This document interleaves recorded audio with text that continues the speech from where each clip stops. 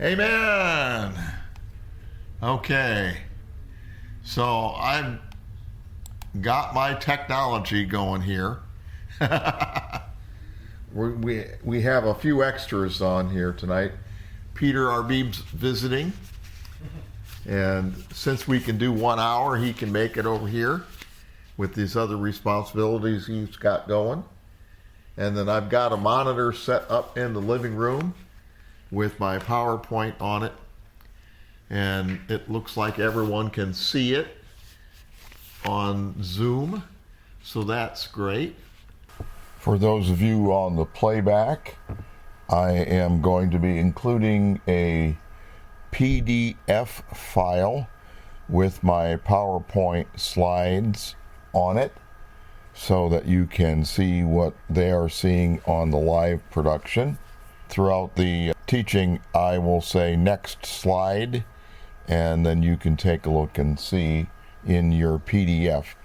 I'm real blessed to be able to do this because since I decided to do 1 hour instead of 2 every Tuesday night, that allows me more time to work on phase 1, as I talked about last week.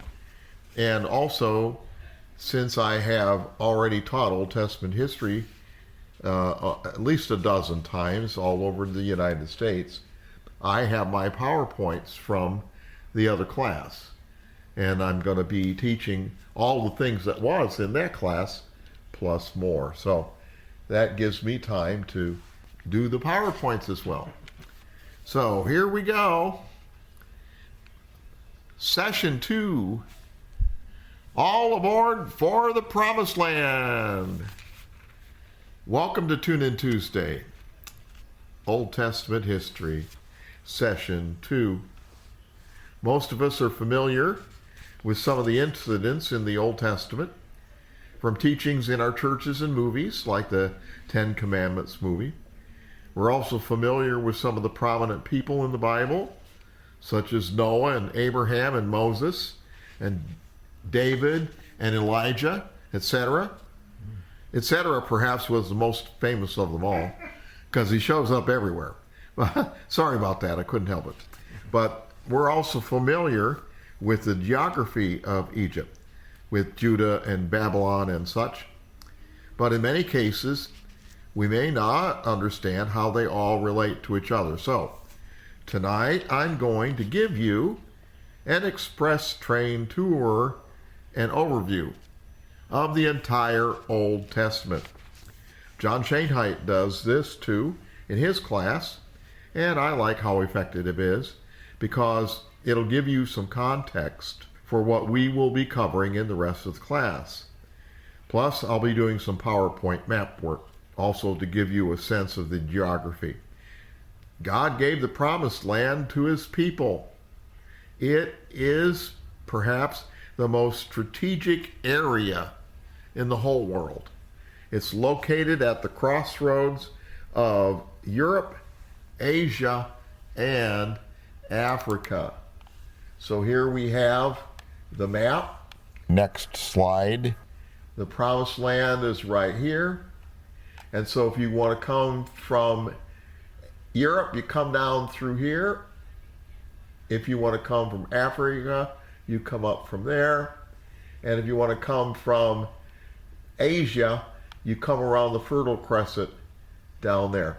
So you can see all the caravan routes going anywhere come through here.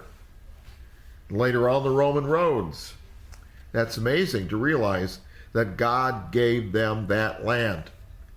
My best date, as I mentioned earlier, for Adam and Eve is 4064 BC. We know that they were given the dominion on earth, and then they lost it. And so now we're stuck with the consequences. Jesus Christ, the Messiah, had to come and undo what they did. But there was a long time in between what they did and what Jesus did. And that is the Old Testament. The Garden of Eden is right over here. There's the Gulf of Aqaba. And in the Genesis, it talks about the 4 rivers. Euphrates is one of them. Tigris is another one. And then there's some dry riverbeds that go off in the east and the west direction right from this area. So that is where the Garden of Eden is. The dry riverbeds are called wadis, W-A-D-I. In the earliest chapters of Genesis, it talks about the Antediluvian Patriarchs. That's a sophisticated term you'll hear about in scholarly circles. Ante is before, Deluvian is flood. So before the flood, patriarchs, right? The ones afterwards were more wet, all right? But anyway, the most famous of these is Enoch. I'll bring up the next slide here. This is the longevity chart of all the different patriarchs. The flood on this chart, this line right there is the flood. And here are all of the other before the flood patriarchs: Seth, Enos, Canaan, Mahalalel, Jared, Enoch, Methuselah, Lamech, and Noah. And then these are after the flood patriarchs, including Abraham, Isaac, and Jacob. And the most famous of the Antediluvian patriarchs perhaps is Enoch, the prophet, also Methuselah, Seth were well known. Now, it's really remarkable that those guys named their kids by revelation. And especially Methuselah, his father was Enoch. And Enoch was that great prophet. So he's an example of this because Methuselah in Hebrew means when he dies, it shall come. Well, here is Methuselah, and he died in the flood. When he dies, it shall come. How about that for accuracy, for prophecy? That sends chills up and down your spine. He lived almost 1,000 years. Noah, another great prophet, is a person of this time. The best date that I have for the flood is 2048 BC. At that point in the timeline, half of the entire Old Testament era had elapsed. And that's only the first 6 chapters of Genesis. Wow. Half the Old Testament era had elapsed.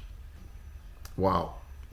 Now, of course, scientists are going to contest these dates, but I'm going to deal with that at the appropriate time in the appropriate class session. So stay tuned. In the next section of Genesis, it goes through the list of the post-Deluvian patriarchs. Those are after the flood. The most famous of those are Abraham, Isaac, and Jacob. God called Abraham, and he was supposed to leave his kindred and leave his father and mother and go to the place that God had told him. Of course, that was very unusual because few traveled long distances during those times. Most people lived and died within 50 miles of where they were born. The only exceptions were military or government people or merchants. The only other reason for traveling would be if you had to get away. Criminals or victims who had to go to a refuge city because somebody was after them, they would travel. So people didn't travel a whole lot. And those who did were outsiders. They were looked upon with suspicion. But nonetheless, God told Abraham, get up from your kindred, from your family, go to the place where I will show you. Originally, Abraham lived in the land of Ur on the Euphrates. So we'll show you where Ur is. Next slide. Here we go. Here's Ur in Babylon area, modern day Iraq. Kuwait is right down over here at the end of the Gulf of Aqaba. So Ur is on the Euphrates River. And God told him to leave his kindred. That was a very difficult and unusual thing to do. So for Abraham to leave his kindred and his family and go to someplace else was very, almost unheard of. Consequently, Abraham didn't quite do that. He took Lot, his nephew, and his father with him. Because, God said, leave your kindred. Mm-hmm. Well, he took Lot and his father. Well, how would you like to make a trip with a 200-year-old man tagging along?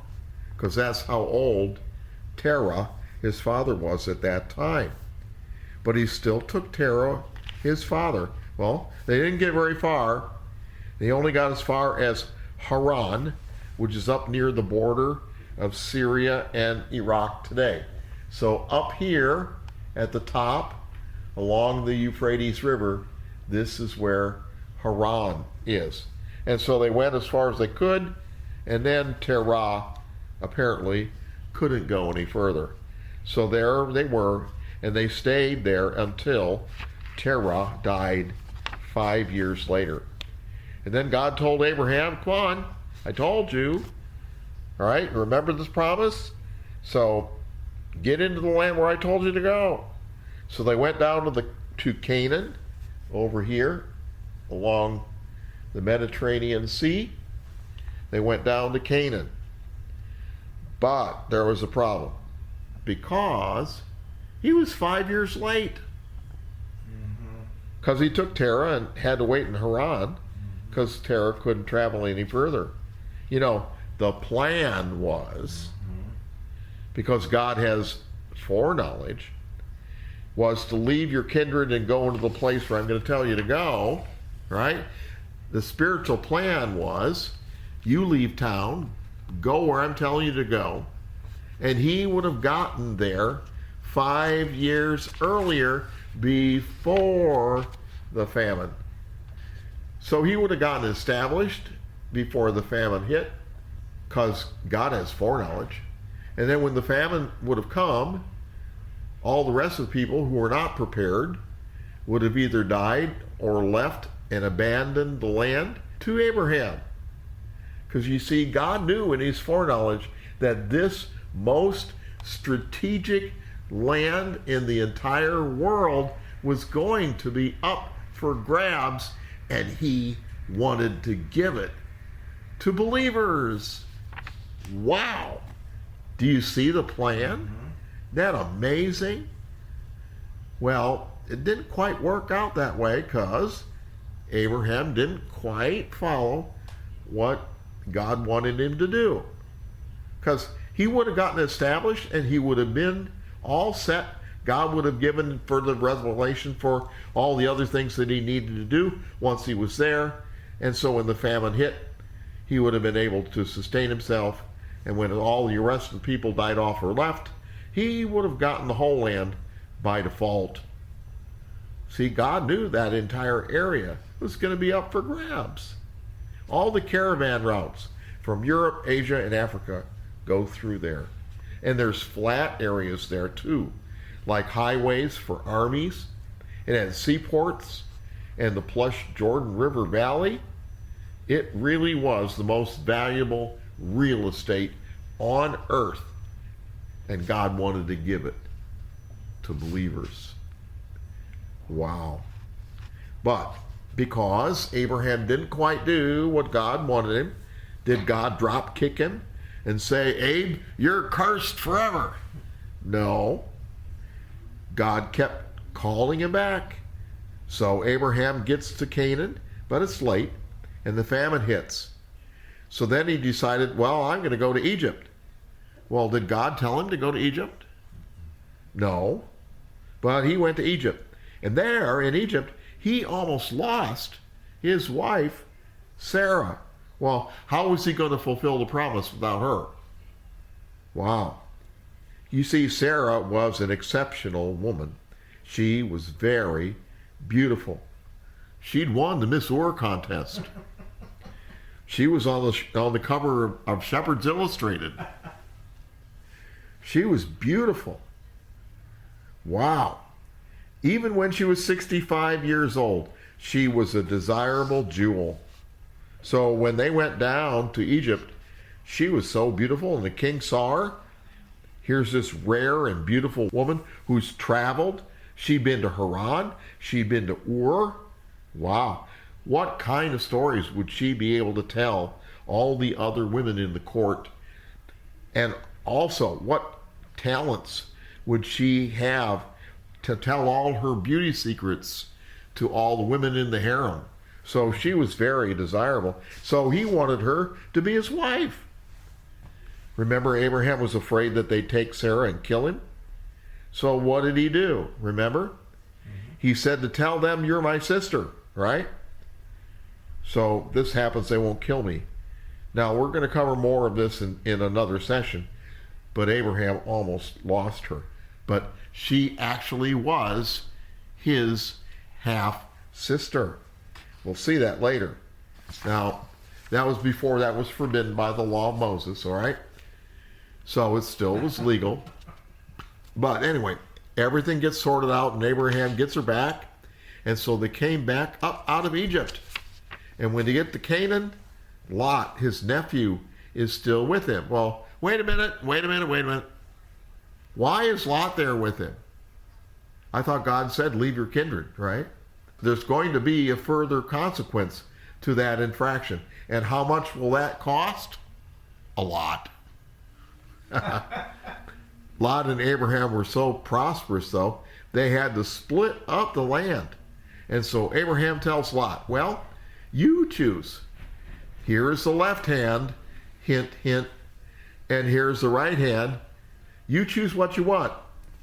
But Lot is supposed to observe the culture. You see, Abraham was following the custom of constraining as well as honoring the elders. Because, you know, life back then was tough. And if you lived into your 30s, it must be because you were doing something right. Because that was the expectancy, the lifespan. So if you lived past your 30s, then they figured you were doing something right. So they respected them and honored them and obeyed them. So Abraham's expecting Lot to do the same and let him choose and not Lot to choose. But Lot didn't do that. See, he was supposed to say, no, Abraham, you're my elder, and you should choose first. And then what's supposed to happen is Abraham was supposed to say, no, I love you a lot, Lot.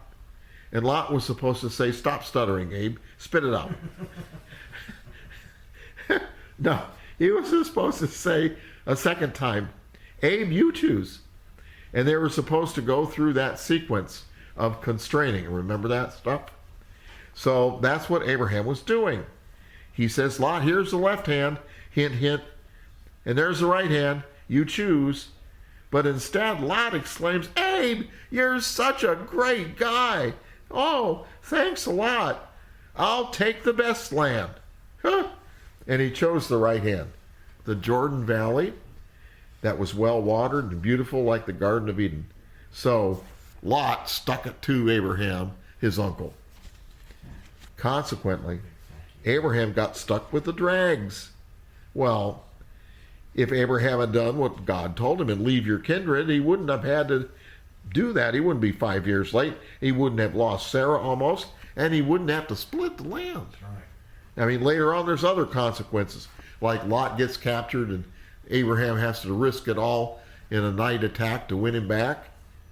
All those things. He could have got hurt or maimed or worse. Well, then, how are you going to get the promise? Wow. But still, God didn't drop kick Abraham. He still blessed him. I'll tell you about all of this in another session. But Abraham still called the father of those who believe, because he was. he overcame his mistakes and kept on believing, even mistakes as grave as the ones that I've mentioned. That's why he's called the father of all who believe. So we know what happened after that. Sarah said, well, why don't you take Hagar, my handmaid, and go in unto her and have a child with her? Well, that was possible in that culture. And so when the child was born, because it was the handmaid of the woman could legally lay claim to that child. But, that's not what God said either. But Abraham went along with it. Well, who was that child? Remember? Ishmael, right? That's who that child was. Wow. How would you like to have fathered the original of the Arab-Israeli conflict? But now, most people think that's been going on for centuries, but actually it hasn't. The animosity between them started in earnest in the late 1800s. Before that, the Arab people said that the Jews were their brothers, right? But that contention heated up in the late 1800s when the Zionist movement started to bring Jews back to Palestine, and they needed land, and the land turned out to be owned by rich Turkish absentee landlords who had let the Arabs work the land, and they'd worked it for so many centuries. They thought it was theirs, but it didn't belong to them. Actually, it still belonged to these rich Turkish landowners, and so they sold that land to the Jews that were coming in to Palestine. And so the Arabs are following their flocks around in the areas. They're not going back home until they get to that right season. And so when they come back home, the Jews are living there. See, so you can imagine that would have caused a lot of friction. So anyway, Ishmael is that son from Hagar, and from him came the 12 tribes of the Arabs. Later on, through Isaac and Jacob, came the 12 tribes of Israel. But then even later on after that, after Sarah died, Abraham took another wife, Keturah, and was the father of other nations coming from her. Wow, God blessed him big. Abraham was a great believer and a tremendous and prolific person. Isaac had 2 sons, Jacob and Esau. They're the next on the list. We can take a look at that on the longevity chart. So, here on the chart down at the bottom, you see Abraham on the lower right corner. Isaac and Jacob are his sons. Isaac had 2 sons, Jacob and Esau.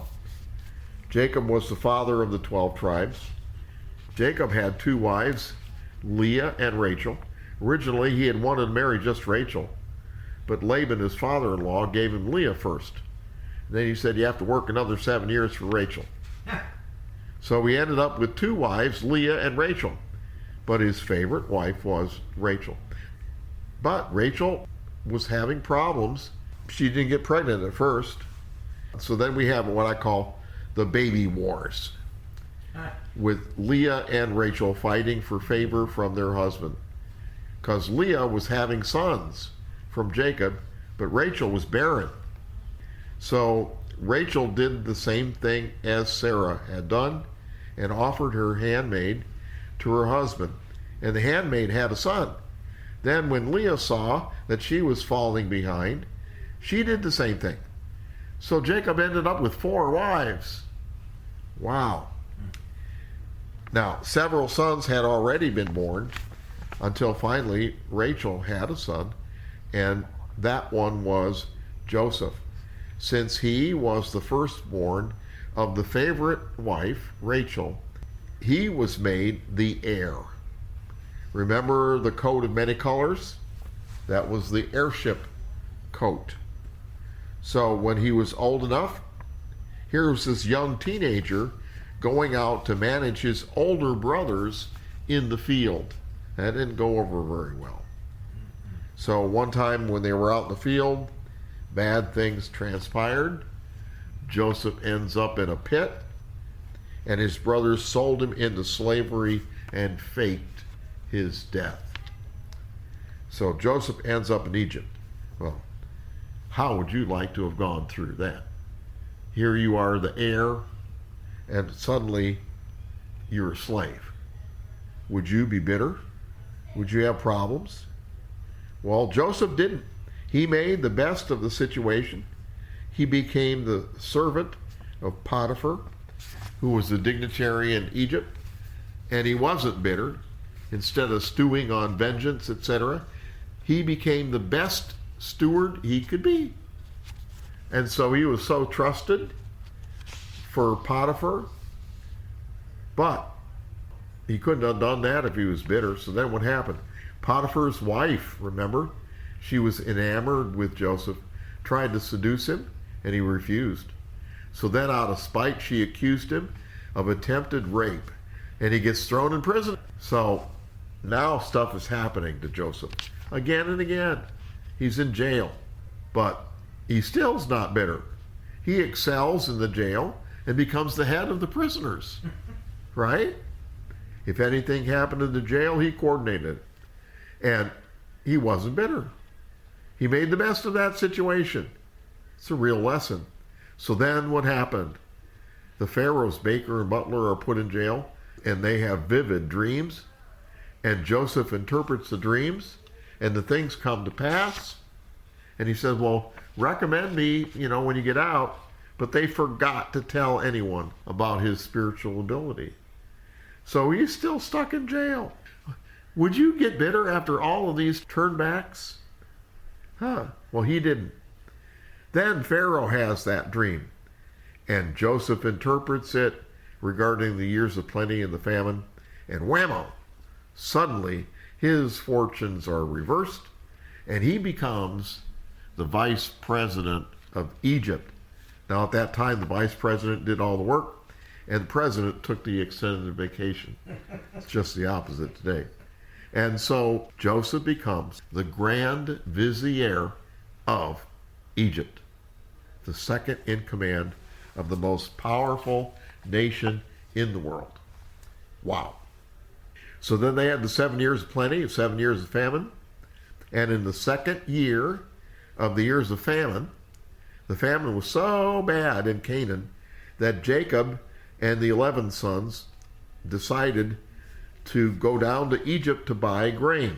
So Jacob sends 10 of the sons, but the youngest one, Benjamin, who's Rachel's other son, stays behind. So the 10 come to Egypt to get grain, and Joseph is there, and he recognizes them. They don't recognize him.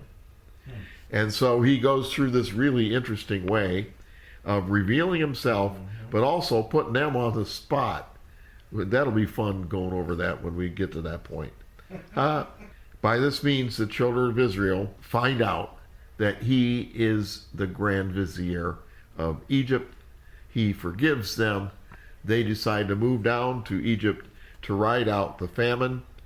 And because of the influence of Joseph, they were given the very best land in Egypt, in the Nile Delta area, right up near the sea. So the Nile Delta here's the Mediterranean Sea with the island of Cyprus, Asia Minor's up here. So this is Egypt, and the Nile River is this line right here, and then you have the Delta area. So that's where they ended up. So they prospered and multiplied in that best land in Egypt. They grew in influence. Joseph lived to be 110 years old.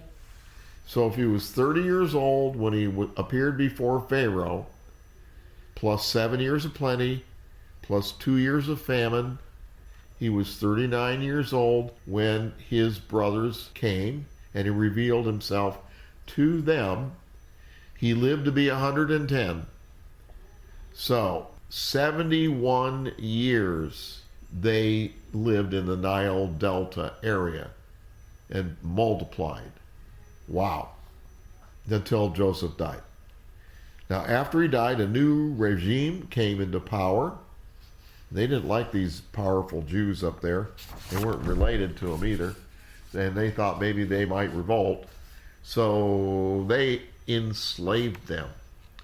So the next thing we do, we come to Moses. Moses, because of God's providence, ends up in Pharaoh's court. Now, with Moses, we got to deal with the movie, The Ten Commandments. All right. Every one of us have probably, we probably have all seen that movie, right? Oh, yeah. Now, the storylines that are there are built around Bible facts, but most of the extra stuff is fictitious. It's Hollywood, you know. You know that thing about he who has no name? Remember that? Mm-hmm. Well, that's false too. They knew the name of God, right? They knew him by the name of Elohim.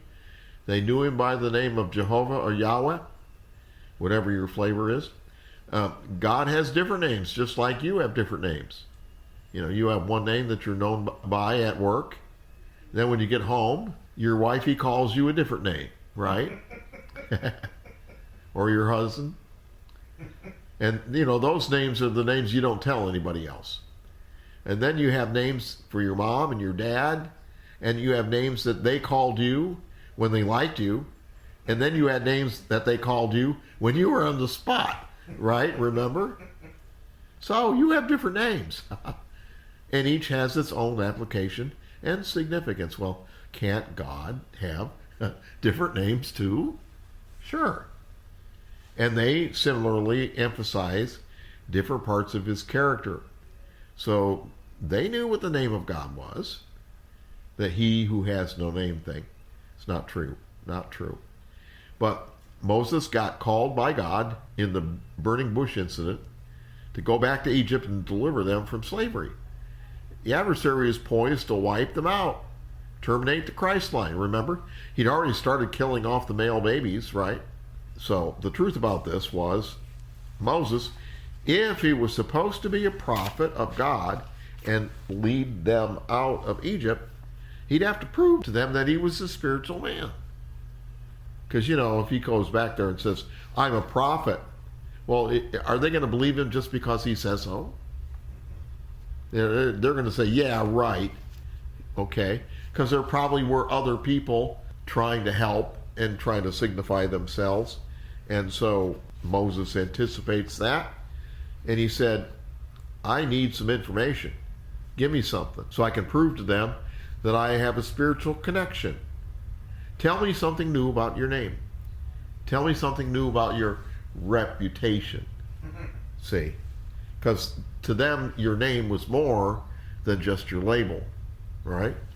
It's everything that went with it. Your reputation, what you stood for, your intentions. So tell me more about you, God, all right? Many people believe that God then told him, I am that I am. Well, it's really interesting. Because you know what? There's no such word as am in biblical Hebrew. They do not have a copular verb like is or was, form of the verb to be, in biblical Hebrew. You can't say, I am. Now, every Hebrew scholar knows that. Now, listen, I'm saying biblical Hebrew, all right? Because when Hebrew was revived with the Zionists in the 1700s and 1800s in Europe, it got influenced by their other European languages. And so in modern Hebrew, Haya has taken on the action of a copular verb, all right? But the Orthodox I am is a lie because it suits their theology. But in another session, I'm going to cover that, all right? Remember Genesis 1:2, the earth was without form and void, and darkness was upon the face of the deep. Well, why is the second was italicized and the first one not? Because of what I'm telling you. The first one is not italicized. So there's a word standing behind it. It's mistranslated. It shouldn't be was. It should be became. The earth became without form and void. And darkness upon the face of the deep is how it reads. And then the second one, there's no word there because they don't have a form of the verb to be. So that's why Exodus 3:15 cannot read, I am that I am. It's not possible. What it really means is God told Moses, I will become what I will become.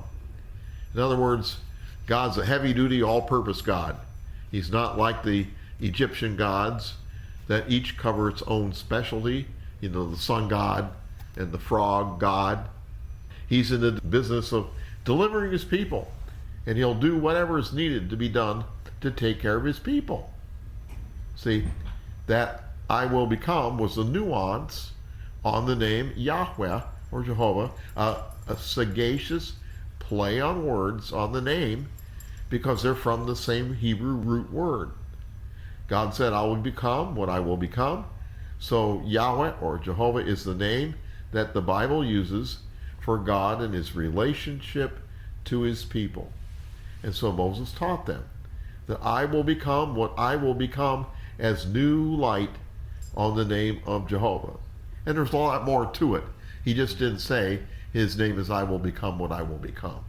There's a lot more to it. In fact, that's one of the themes of Moses' ministry, to get into who God stood for, what he was. You've heard of the redemptive names of God, the 10 redemptive names of God. Well, I believe 4 of them came from the ministry of Moses. So there's a lot more teaching on this that's beneath the surface. But that was the new light that he asked for so he could be recognized as a man of God, as a prophet. So Moses went back to his people, but it's not like in the movie that he didn't know what lineage he was from. He did know. He knew he was a Jew. His mom was hired to nurse him, remember? So there's a lot of things in the movie that we have to overcome. But it still is a beautiful movie, and a lot of people believe God and started a relationship with him because of that movie. So I thank God for it, even though it wasn't very accurate. But he did receive revelation to tell the Pharaoh, let my people go. And the plagues did happen. You know, what's really interesting about the plagues is that every one of them was a judgment against one or another of Egypt's gods. Every one of them was defeated, because I'm sure that the Egyptians were praying a blue streak to each god involved, and nothing happened. So it was like a big, my God's bigger than your God thing. Because I'm sure they were praying to all those gods to deliver them, and it didn't work. I mean, they even had a frog god. Remember, they were covered with frogs? Yo, you know what the name of the frog god was? In Egyptian, it was Kerr. Okay? That was the name of the frog god, just like a frog noise. Yeah. I wonder if the fly god's name was Buzz. I don't know if that'll fly. You have to read it in the original, but I hope they didn't have a fart god. I don't want to know what his name was. Okay? They worshipped him with sackbuts, though, and prunes were their sacred fruit, okay? Sorry about that. I couldn't help it. But the fact is so clear that every one of those gods was put down. See? Now that's really cool. That really did happen. They really did have the Exodus crossing the sea, just like in the movie I assigned you to watch. God delivered them. And the Egyptian army and Pharaoh were killed. And there they were, rejoicing on the other side of the sea. Hallelujah, Sakatuya. That was 1557 BC by my calculations. How would you like to have been there? How would you like to have seen it? What a tremendous miracle. Well, would you have any problem believing God after that? Had you been there? Had you seen the miracles? Had you seen the plagues happen? Had you seen the sea part? And you'd crossed over the sea? and then on the other side you see it close up upon your enemies. Wow. Would you have any problem believing God after that? But they did. What?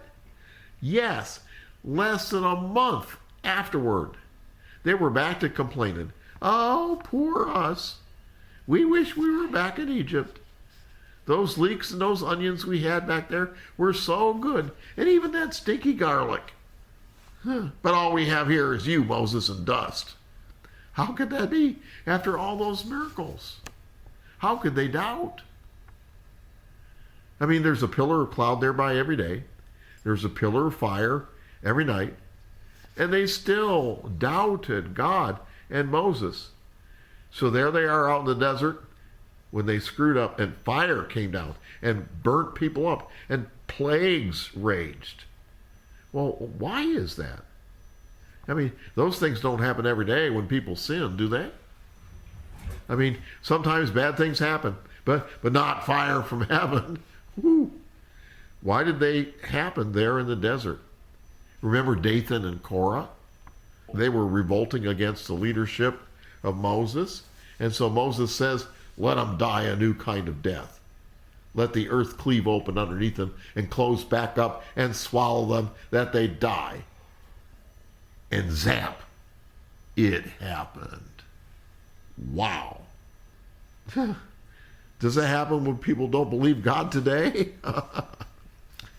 Well, there's a very simple explanation. You have to understand things in light of the themes in session 1. For example, with the Christ line, right? Another situation. When it was revealed that Abraham was of the Christ line, how did the adversary attack? Sarah was barren. And his son Isaac, he takes Rebekah. How did the adversary attack? She had childbearing issues, right? Remember? So, another example. With Judah. Remember, Judah had sons. The elder died. So the younger was supposed to raise up seed to the elder. But he used the withdrawal method of contraception. Remember that? Yeah. And he died because of that. Well, why? Why was that so extreme? Why does it say, Jacob have I loved, and Esau have I hated? Well, Esau had the birthright. He was in the Christ line. What an honor would that have been? I'm sure Isaac told him. I mean, that was the family business, to be in the Christ line. So they definitely had to know it. What an honor and responsibility. Well, wouldn't you teach your children what your family name stands for? Wouldn't you tell them what your family's done? But Esau didn't value that. He didn't want to be involved with all that stuff. He despised it. He didn't want the responsibility. And so he sold his birthright to Jacob for a pot of soup. Right? You can see why God says, Esau have I hated. Okay? He didn't care about the coming Messiah. Wow. And similarly, because that second son of Judah used the withdrawal method, that affected the Christ line, didn't it? Mm-hmm. Not having a son or any offspring. You see how serious that was? What a sin. So here are all the children of Israel all in one spot in the desert. They're vulnerable and exposed. All the adversary has to do is wipe them out, and there's no Messiah possible. So you know what? Every devil spirit in the whole world didn't have anything else to do, was there in the wilderness working on them. Today, you know, when you run a stop sign, is there a highway patrolman there to give you a ticket every time? No. Only sometimes, right? Well, every devil spirit in the world was there, and every time they ran a stop sign, they were writing tickets. You see why all those serious consequences happened? Because, you know, if you're out of fellowship, you're out of fellowship. You're out from underneath God's protection. So here are these people out there in the desert. If they believe God, if they do what they're supposed to do, then they'll be safe. But if they run the stop sign, The adversary's right out there to give him as big of a ticket as he can. And that's why, if you look at things spiritually, in light of the grand themes, it'll answer questions like that. If you'd been there and seen the plagues and the pillars of cloud and fire and across the sea, you would have seen things that people have wanted to see for centuries. You would have almost seen God face to face, All the tremendous miracles.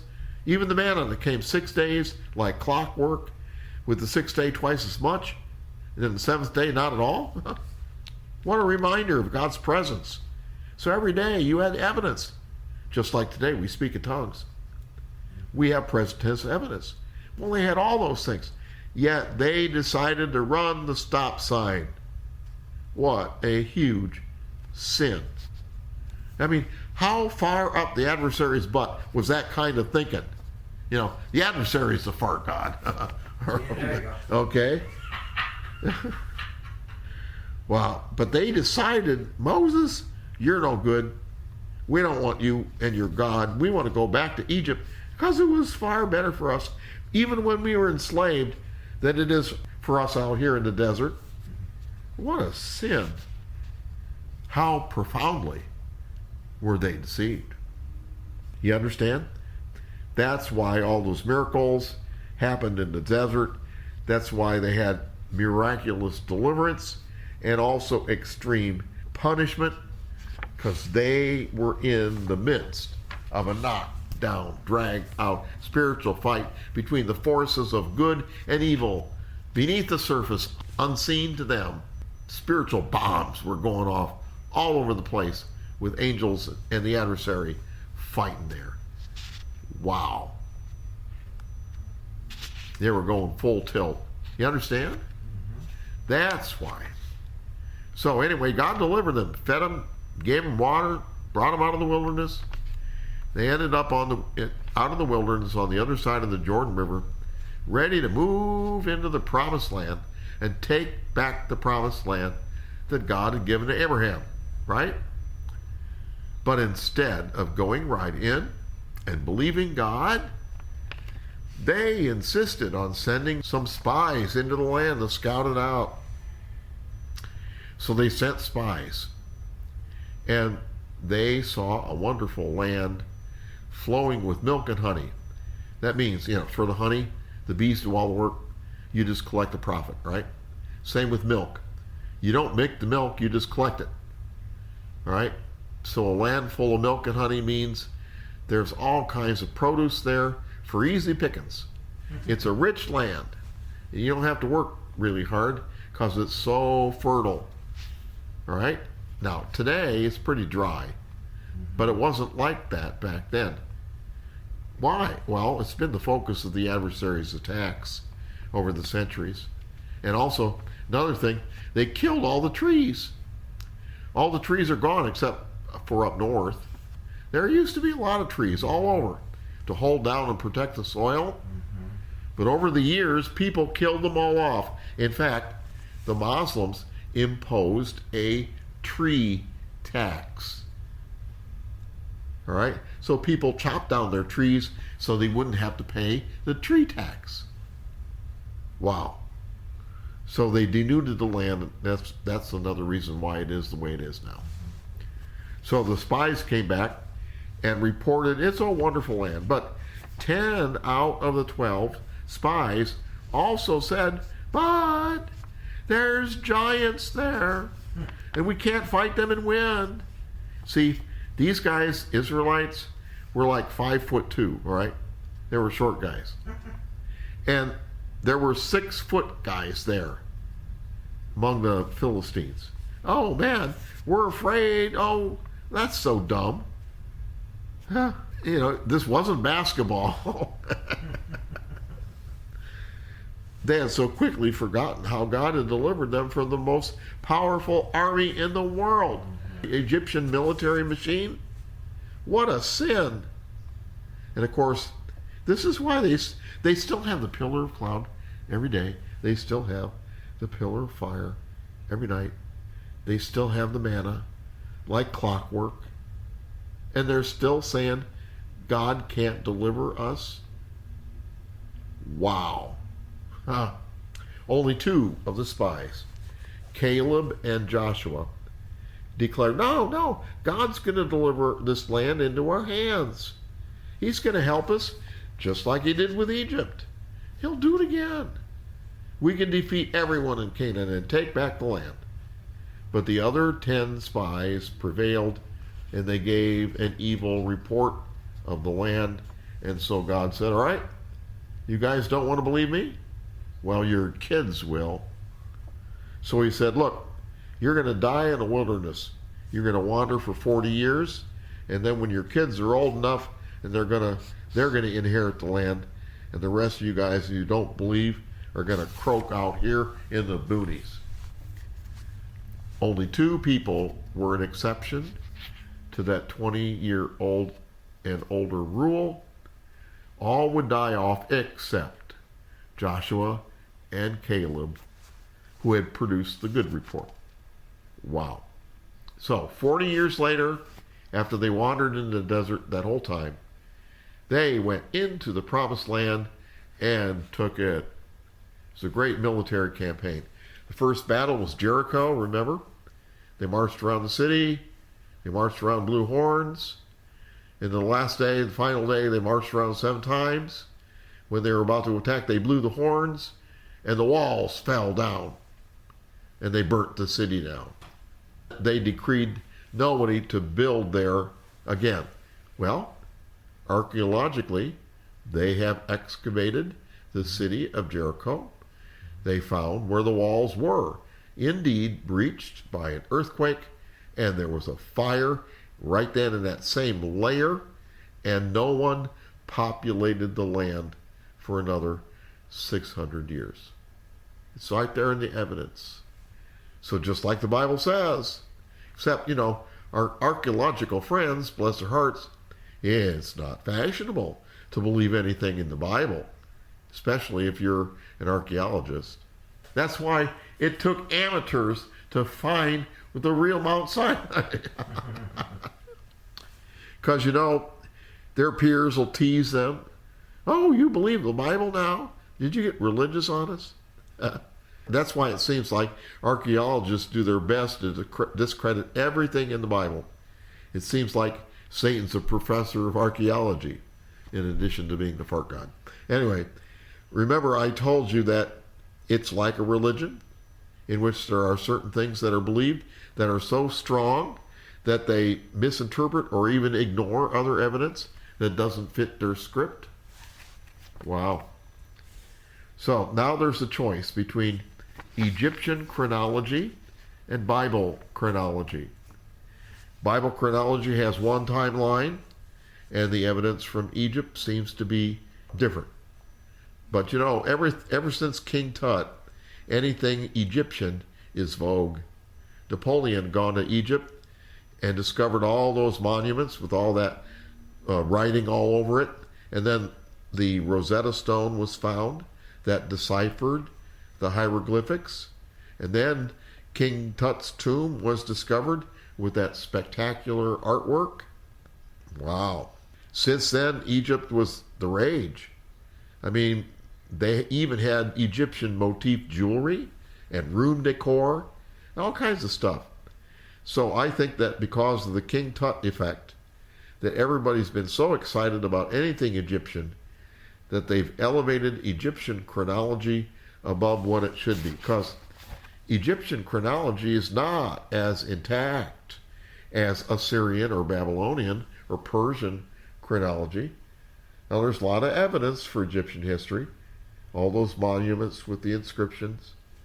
But people say things are consecutive when they could be parallel events in the 2 Egyptian kingdoms.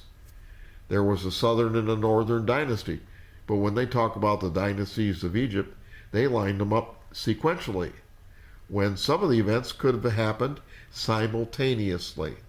So Egyptian chronology is artificially elongated, but since the archaeologists base all of their dating on Egyptian chronology because of the King Tut effect, it's out of whack. It even affects archaeology that they have assigned the wrong layer. When they dig down, they have assigned the wrong layer to the Israelites. Archaeologists actually say that the people who populated Canaan were more advanced than the Israelites because the archaeological evidence they think they've dug up and the artifacts that they think show to them that the Israelites were just a bunch of dunces who didn't know anything. But they're looking at the wrong layer because their dates are off because they're based on incorrect Egyptian chronology. Wow. If they believe what the Bible said and the timeline in the Bible and got rid of Egyptian chronology, then they identify the right layer for the Jews, and that's the layer that all the innovations are in. That's the layer with all the neat stuff, because they got it from God. But they say that's the Canaanites and not the Jews, because they have their dates off. Isn't that incredible? But anyway, the Israelites under Joshua took over the promised land, and afterwards they divided it up to all the families, with every tribe having a different section of the promised land. But they still had a few of the inhabitants left, and they still had to kill them off or force them out to completely take over. And each tribe still had some mop-up work to do. Some of the tribes did do that, follow up, and others didn't. The ones who did it, those people became thorns in their sides. And next comes the book of Judges, period. In the book of Judges, the generations that came after, who had not seen the miracles in the desert, who had not known Joshua, nor witnessed the miraculous battles where there were almost no casualties. That's unbelievable. Those people hadn't seen these things. And so everyone did that which was right in his own eyes, and they did not obey God. And that defines the book of Judges. So the people would fall away from doing the word. They got out of fellowship. And guess what? Their blessing would evaporate. Well, duh. What do you think the adversary would do with the Christ line all in one place and they're not protected? So sure, the adversary is going to move in. So enemies of Israel came in and conquered and occupied Israel. I mean, Israel and God had defeated the world power of Egypt. The walls of Jericho had fallen. They'd swept through the promised land in 7 years. And now they're taken over by second-rate kingdoms. Duh. That's what happened. So then Israel wises up every once in a while. And they say, oh, what have we done? What have we done? And God help us. Please, please deliver us. So God raises up deliverers who rescue Israel and defeat their enemies and win back their freedom. Set up a theocracy in which the judge, the deliverer, judges or rules the tribes. But then after that deliverer or judge died, Israel backslid, and the whole process starts over again. That's the book of Judges. Happened 7 or 8 times, I think. So, after that, the last judge is Samuel. They said to Samuel, we're tired of this theocracy stuff. We're tired of a judge who believes God to rule us and deliver us. We want a king. We want a king. We want a king, like everybody else has. Well, Samuel says, are you sure? Because, I mean, you're going to get taxed up the yin-yang. They're going to take your best sons and daughters, put them to work in the court. They're going to take the best people of your land, make them work for the king. They're going to declare eminent domain and take over your land. You want that? We want a king. We want a king. So, that's the secularization of the government. So, the first king is Saul. Saul started out pretty good for 2 years. After that, he screwed up, and he was king for 38 more years. So they suffered under a poor leader for 38 more years. And he went so far south, he got possessed. He was bad. So then David rises up. This David he starts to rule in 1011 BC. That's my best date for that. They loved David because David was a genuine man of God. He was one of those people that only come around every 200 or 300 years. He had great leadership capability. He was a great ruler. He was a musician. He was a poet. He was a prophet. And besides that, he was handsome and intelligent. Wow. Just a great genetic combination. Well, guess who's in that line? Jesus Christ. Ooh. But David did make one mistake. Remember, he fell in love with Bathsheba and then had Uriah killed. That's terrible. And then Nathan the prophet had to confront him. Well, David confessed that he had sinned, and that's amazing, because most kings would say, well, I'm king, I can do whatever I want. Off with your head. And we'll cover David in a future session. After David comes Solomon. Now, David had expanded Israel. So we'll pull up the map here. Next slide. There we go. So here in the map, the light area right around in here, that's Saul's area, okay? And then the dark area all the way up here and all the way down, that's how far David had expanded Israel.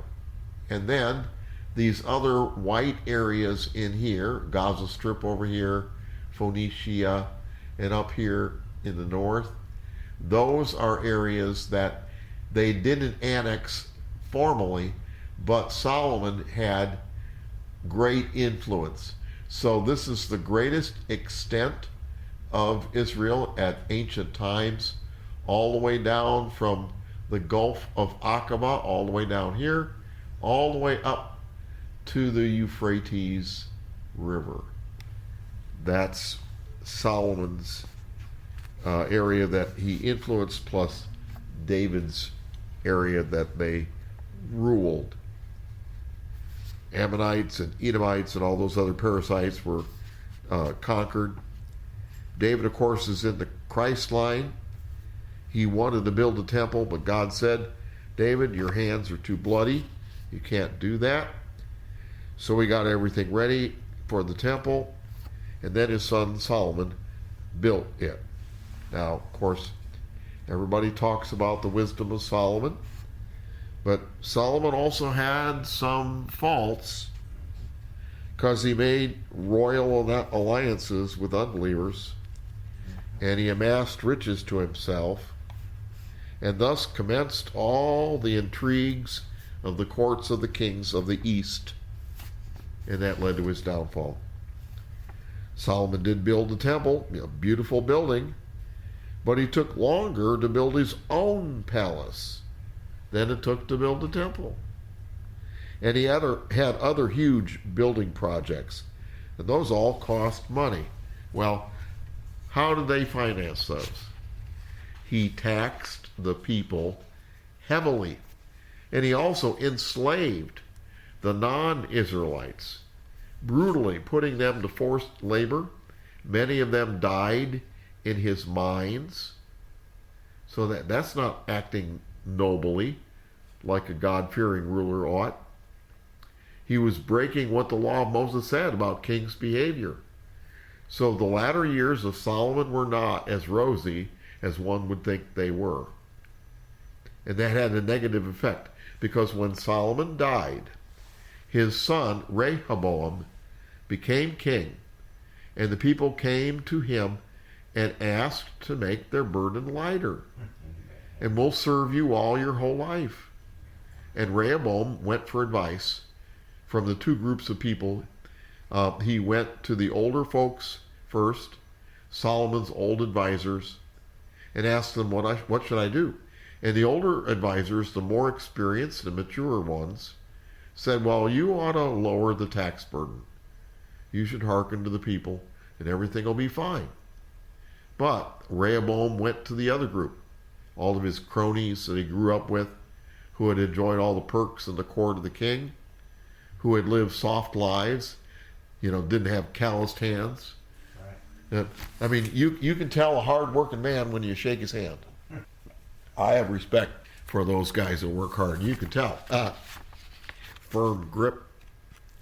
Well, he asked all these guys that he grew up with that live soft lives, what should I do? And they said, stick it to him. You're king, you can do anything you want. So Rehoboam heeded the younger guys, and he answered the people crassly. And he said, no, I'm going to make your burdens even worse. So the people said, heck with you. And the kingdom of Israel split into two, Judah and Benjamin, the southern kingdom, and all the rest of the tribes in the northern kingdom. The northern kingdom becomes known as Israel from that point on. So less than a century after the glories of the godly kingdom of David, the kingdom is split and God's people's power diluted. First king of Israel, the northern kingdom, was Jeroboam. This prophet comes out to Jeroboam and said, if you do the word, your kingdom will prosper, and you and your sons will be on the throne. But Jeroboam did not hearken to that prophet, because he was afraid that the people of Israel in the northern kingdom, the 10 tribes, would be influenced by Jerusalem, because they had to go down to all the feasts that were in Jerusalem at the temple. And so he thought, I'll never be free from the influences of the southern kingdom. So he decided to make a clean break, change everything he could, both religion and culture. So Jeroboam set up his own alternate religion, set up 2 altars, one in Dan, far north, and one in the south, at the 2 extreme ends of his kingdom. So people wouldn't need to travel all that long distance to Jerusalem and the temple. And then he took the lowest of the people and made them priests, because there still were genuine believers up there that wouldn't take the job. They wouldn't have anything to do with that. So he ended up making the undesirables the priests. And then he changed the culture to try to make himself independent of Jerusalem. So he even changed the calendar to match Egypt. That's when they started counting the cracks instead of the keys, right? That's called the sin of Jeroboam. And after that, every king in the northern kingdom did evil in the sight of the Lord. And after that time, the believers did not exercise much influence in the ancient Near East. All the influence and fame of Solomon was broken. The 2 kingdoms no longer exercised that power. And instead of influencing, they were influenced. Okay? So here we'll go back to the map. Next slide. I'm going a little bit long here, but I don't think you mind. So back to the map here. So here is the area we're talking about in Israel. And so the first kingdom that influences them is Syria, up here. And Syria influences the northern kingdom of Israel. After that, the next country is Assyria. Assyria is further north, up in the Tigris and Euphrates area. Assyria conquered Syria and then conquered Israel, the northern 10 tribes. Assyria was very mean, very feared. Next slide. Now, take a close look at this if you can. This is a equivalent of a tank in ancient times. The Assyrian army was so feared, they had siege machines, they had towers on wheels, they had chariots, and they had the equivalent of a tank. And what they would do is they would go up to the city and they would say, you have one chance. Give up now, and you will live. We will take you and scatter you throughout our empire, but you will live. But if you think for a minute that you can defeat us or that we'll give up and go away, we will besiege your city, we'll starve you, we'll break down your wall, and then we'll come in, rape all the women, and kill everyone. And that's what they did. So here is Lachish, this Tel, this little mountain thing here. Lachish is one of the cities that they did that to. And then here on the left is an inscription. Now you see this area right here? You see those bricks? You see that? That's the ramp. Here's the ramp right here on the left, on the right. This is the ramp that they built. So here's the ramp that they build. Then right here, this is a shield. There's two wheels right here. There's a wheel. There's the wheel. See the big spear sticking out of the front? And here's the guys, the archers, back behind. So these would come up to the city walls. Isn't that amazing? That was Assyria. And they did that to the capital city of Israel, Samaria. They besieged it, they conquered it, they killed everybody in it. All the rest of the people from the 10 tribes out in the countryside, they carried away and diluted throughout their empire. And that is the lost 10 tribes. You've heard about that. Assyria did that. Next slide. The next thing that happened is Assyria. Here's another view of it. Assyria all the way up here. Okay. Here's Israel down here. And then, so Assyria sweeps down, conquers Syria, conquers Israel, and then they made the mistake of trying to conquer Hezekiah at Jerusalem in Judah. You better watch out, because Hezekiah was a king that did right in the sight of the Lord, and there was a prophet there. You ever heard of this guy? Isaiah. He was the prophet. And so Rabshakeh of the army of Assyria comes up to Jerusalem and they besiege them. And so they start making faces at him and say, nah, nah, nah, nah, we're going to kill you, we're going to kill you. And then all the guys that are the slingers are out there chipping stones into spheres about 5 inches in diameter, and they're saying, look, this sphere, this stone has your name written on it. We're going to hit you with this. We're going to concentrate them on portions of your walls and tear them down like buckshot. So that's what they would do. And so anyway, they're there. And so Rabshakeh comes up and he speaks to the people in Jerusalem in their own language so they would understand.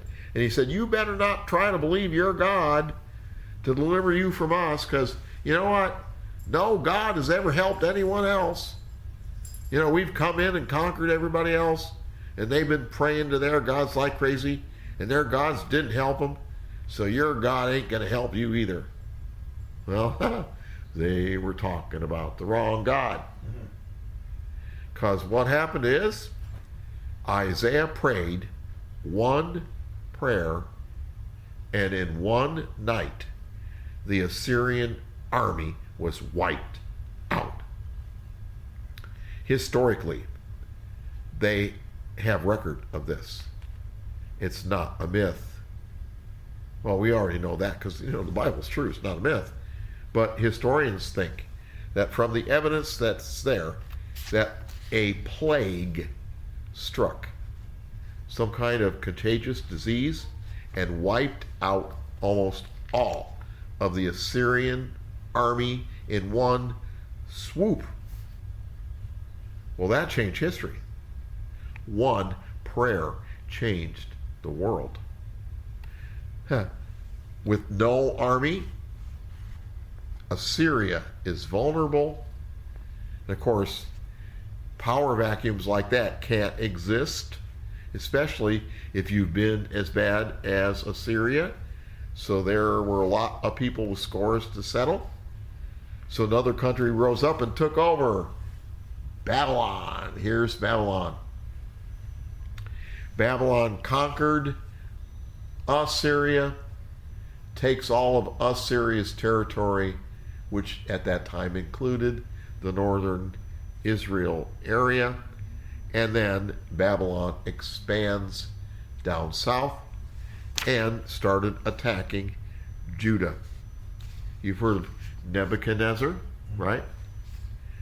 Well, Babylon expanded further, chipping away at the southern kingdom of Judah, and that started the 70-year captivity in which believers were carried away into Babylon. And then in July of 586 BC, the other shoe fell, and they conquered Jerusalem, sacked the city, burnt down the temple. Now, Jeremiah, the prophet, was there, and he was prophesying during that time. And he was telling the kings in Jerusalem, surrender to Babylon.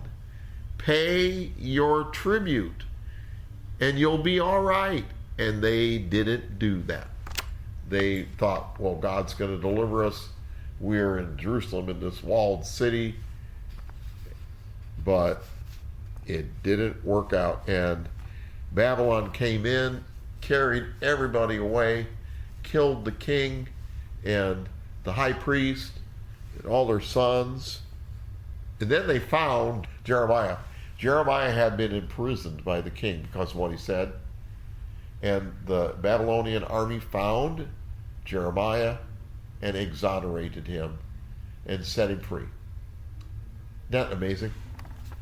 So that's what happened. See, now you're getting a context of the whole Old Testament and the ancient Near East. Because at the very same time,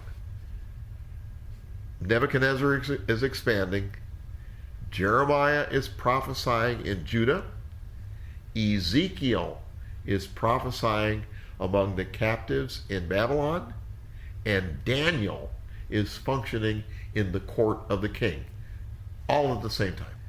Wow. So you had those three great prophets all functioning at the same time, but in different areas. So you think maybe God was going to have something to do about ancient history? You've heard the expression, handwriting on the wall? That was the king of Babylon's obituary, written on the wall by an angel on the very night that the Persian army was attacking. And they were having a drinking party because Babylon was so great and they thought their walls were so fantastic that no one could breach them. So they're having this drinking party, and they brought out the vessels of the temple that were stolen from Jerusalem by Nebuchadnezzar, and they were using them to drink from. And so all of a sudden this hand goes writing on the wall, and writing in a language that they didn't understand. And so they got Daniel to come in and read it. And Daniel said, you've been weighed in the balance and found deficient. And that night, the Persian army did the unthinkable. They diverted a river. and walked in to Babylon, the city of Babylon, through the side that was along the river that didn't have any walls. They thought nobody's going to be able to come in through here, because if they try to come in with a ship, we've got catapults and we got everything. We got fire. We can shoot, we had archers.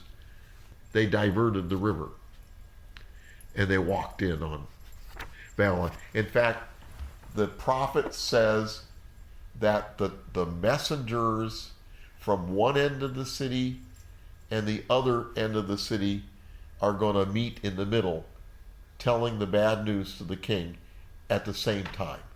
So they're getting attacked from both ends. Isn't that amazing? Wow. So the next regime is Persia. Cyrus, the king of Persia, used a different method to rule over the diverse people of his vast kingdom. Because now the Persians were under the Caspian Sea, that's Media. Then they're down over here, Iran, which is Persia. Then they had taken Babylon, which is Iraq and Kuwait. And then they also, with Babylon, who had taken Assyria, they had all of this whole swath, the whole area. And so they used a different method to rule all over those people. Instead of the brutality that the Assyrians had used, in fear, Persia, instead of relocating all the people and taking their gods and carrying them off, Persia won the hearts of the people by giving their homelands back to them that had been taken by the Assyrians and the Babylonians. And they said, you can return to your homeland under two conditions. First, number one, you have to promise you won't revolt. And number two, you have to pay your taxes. If you break those, we will be worse than the Assyrians and the IRS. All right? We'll even sweeten the deal and help you return. We'll even rebuild your temples that were destroyed and give you back the sacred vessels that Nebuchadnezzar stole, because that's what Nebuchadnezzar would do. He was a collector of gods. Mm-hmm. He thought it was more powerful than all of them. Because, when he attacked, those guys were praying a blue streak, and he still won. So he said, I must be more powerful than your God. So the Persians did this for other cultures, including the Jews. It was their method of gaining loyalty. And they won the hearts of the people that way. So this is when Ezra, Nehemiah, Haggai, Zechariah, and the book of Esther is. Persian Empire. During this time, the temple was rebuilt, but the same influences that affected the first temple and the falling away happened again. And so finally, Zechariah the prophet is killed, and the last book of the Old Testament happens, which is Malachi. And then that's the end of the New Testament. The next prophet is about 4 centuries later, John the Baptist. So that's an overview of the Old Testament and the end of this session. Bless you.